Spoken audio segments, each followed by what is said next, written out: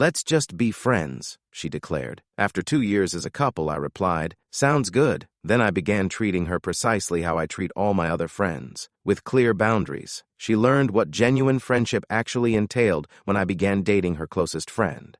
I'm a 27-year-old guy who received the friendship speech from my girlfriend Tara, 26, 3 weeks back. We'd been a couple for 2 years and roommates for 1. I believed we were stable, discussing future plans like her sister's upcoming wedding, where I was meant to be her date. Then one ordinary Thursday night, she asked me to sit down for a conversation. I already sensed what was coming. "I care about you, but I'm no longer romantically in love with you. I believe we should shift to friendship," she explained. When I questioned what she meant by shift, she elaborated that we got along wonderfully, shared the same social circle and interests, making us ideal friends rather than romantic partners. She appeared uncomfortable as she insisted it wasn't what I might think. She simply needed to discover herself independently while not wanting to lose me entirely. What devastated me was that she'd already packed her belongings while delivering this speech. Her friend Marissa would arrive within the hour to collect her. She'd orchestrated the entire breakup, including securing temporary housing. When I pointed out her prepared exit strategy, she claimed she knew I'd be upset and that Marissa had offered her place while we sorted living arrangements. She spoke about handling our shared apartment as adults and friends, making it work maturely. I sat processing how 2 years of cohabitation and discussions about children had transformed into a buddy arrangement. After a moment, I agreed. "All right, let's be friends. You're correct. We should handle this as adults." She seemed surprised but relieved, as though I'd endorsed her ideal scenario where she could end our romance while maintaining all relationship benefits. She expressed gratitude that I wouldn't hate her or complicate things, claiming this proved we'd be perfect friends. That evening, Marissa collected her with a pitying expression, treating me like an abandoned pet. I simply waved goodbye. The following morning, I did exactly what Tara requested. I treated her as a friend. That's when I discovered our friendship definitions differed drastically. Her first text arrived at 7 a.m., asking me to deliver her forgotten work laptop. I offered to leave it at her office reception Monday, but she wanted it brought to Marissa's for weekend use. I explained Monday worked better due to my plans. When she questioned what plans, I simply said friend activities. She disliked this response but couldn't argue. We were just friends now, and friends don't drop everything for each other.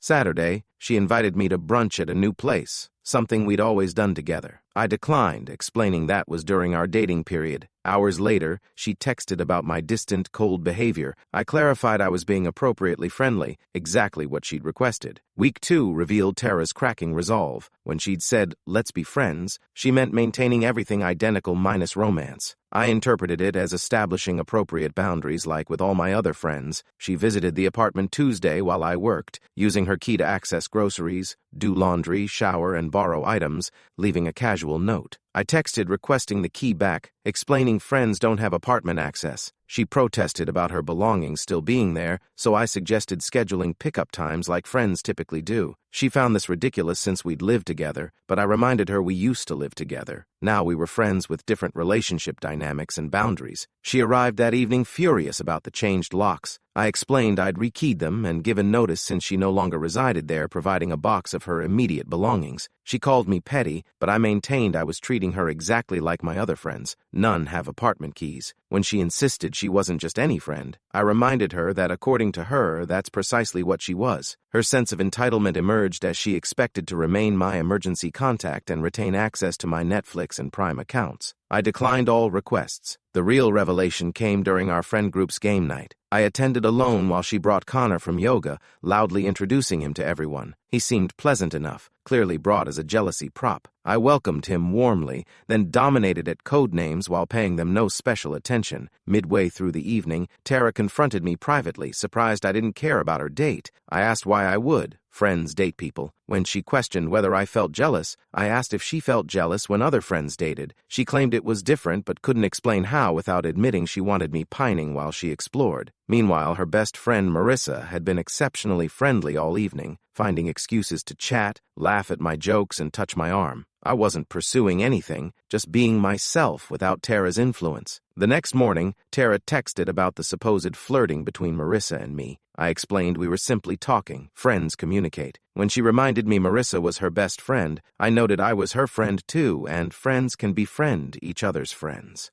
After 3 days of silence, she attempted a new approach Thursday, claiming she'd made a mistake about us and wanting to discuss it over dinner at our place. I suggested coffee Saturday afternoon instead, mentioning I had plans. When she demanded to know with whom, I reminded her friends don't report their schedules to each other. She asked if it was Marissa, and I reiterated the coffee option. She complained this wasn't how friends behaved, and I corrected her. She was thinking of boyfriend behavior. 3 weeks into Tara's self-discovery journey, things weren't progressing as planned. Connor ghosted her after 2 dates, uninterested in being anyone's rebound. Meanwhile, I was thriving as a single man with excellent boundaries. Then Marissa made her move, texting Thursday night about an extra comedy show ticket for Saturday. I must clarify, I didn't pursue Marissa or consider her romantically until she showed interest, but she was entertaining, attractive, and most importantly, knew exactly what she wanted without games, transitions, or backup plans. I accepted her invitation, and she warned me Tara was acting strangely about our friendship. I acknowledged this but remained interested. Saturday arrived, and I dressed up, excited for my first real date in 2 years. As I left, my phone erupted with messages. Tara was furious about me taking Marissa out, insisting I couldn't date her best friend due to girl code. I reminded her we were both single, and when she called me her ex, I pointed out she'd said I was her friend. She claimed I knew what she meant, but I genuinely didn't. Friends don't claim ownership over who their friends date. She called 17 times. I silenced my phone. The date with Marissa was wonderful. She was genuinely hilarious, something I'd never noticed when she was just Tara's friend. We discussed everything except Tara until the end, when Marissa revealed Tara was having a breakdown, calling her a traitor. Marissa admitted Tara had been a poor friend lately, making everything about her journey and growth. She'd even told Marissa that keeping me as a friend was her safety net in case she didn't find someone better, those exact words. This realization made Marissa think I deserved better and motivated her to take a chance. We shared a sweet goodnight kiss. I posted nothing online and told no one, yet somehow Tara knew. Sunday morning at 6 a.m., she pounded on my door demanding to talk about me kissing her best friend. Through the door, I noted the early hour. She didn't care, insisting we discuss it immediately. I opened the door to find her disheveled, unwashed hair, red eyes, wearing Friday's clothes. She accused me of hurting her intentionally. I explained I was simply living my life after she decided we shouldn't be together.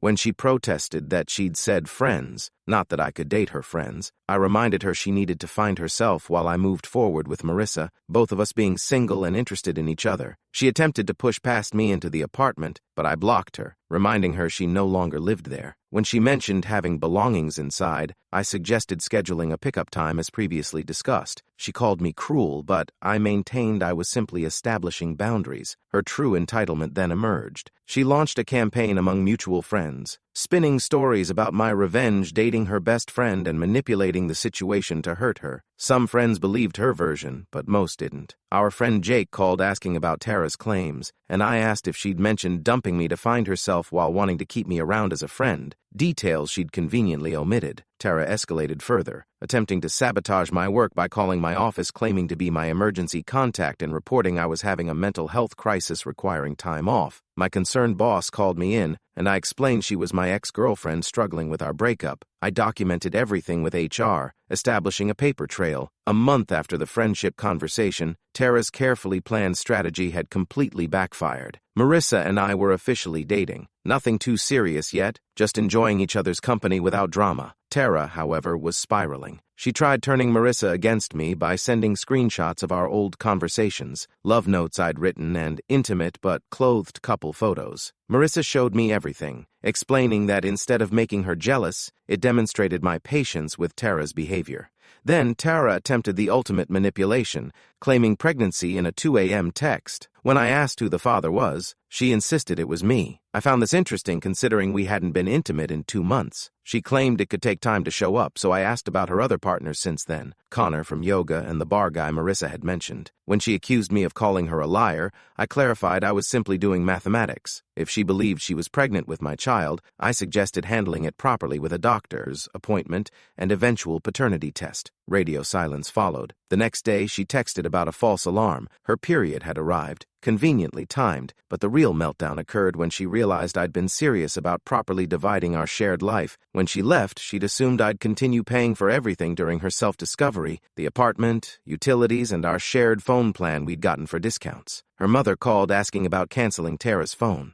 I explained I'd removed her from my plan since she needed her own service. Her mother protested Tara couldn't afford it currently, but I pointed out she should have considered that before ending our relationship. When accused of being petty after 2 years, I maintained I was being practical. Friends don't pay each other's phone bills. Her mother claimed Tara had made a mistake and realized it now, to which I replied she'd learned a valuable lesson. Peak entitlement arrived when Tara discovered Marissa and I were planning a weekend trip to the same beach town where Tara and I had celebrated our anniversary. She sent a novel-length text about how I was rewriting our memories and disrespecting our past by taking her best friend to our special place. I reminded her it was a public beach she didn't own. When she accused me of knowing exactly what I was doing, I agreed, taking my girlfriend on a nice weekend trip. She insisted Marissa wasn't my girlfriend but her friend, and I corrected her to past tense, explaining Marissa had dropped her after the guilt-tripping about being happy. Tara's biggest mistake came when she appeared at Marissa's workplace and caused a scene requiring security escort. Marissa's boss was not pleased. Marissa called me, shaken, saying Tara had completely lost control, screaming that I'd stolen her life. We discussed filing a restraining order, which Marissa felt might be necessary given the insanity. The restraining order served as Tara's wake-up call, along with losing her job for excessive absences during her various breakdowns. Apparently, finding yourself becomes difficult when you're stalking your ex and his new girlfriend. According to mutual friends, she moved back with her parents and entered court-mandated therapy after the workplace incident. Both Marissa and I blocked her everywhere. Connor from yoga is dating someone else and posts about it frequently. She now works part-time at a bookstore. However, the entitlement never fully disappeared. She sent one final email before I blocked that avenue too, expressing hope that I was satisfied with getting everything I wanted. She accused me of turning her best friend against her, making her appear crazy, ruining her life, all because I couldn't handle simple friendship. She claimed she'd tried letting me down gently to keep me in her life because she cared, but I had to be vindictive and win. She concluded that Marissa and I deserved each other. I didn't respond. What would be the point? In her mind, she remains the victim of some elaborate revenge scheme rather than someone facing consequences for her own decisions. The truth is, I never planned any of this. When she suggested friendship, I took her literally, treating her exactly like my other friends, with boundaries, respect, and appropriate distance.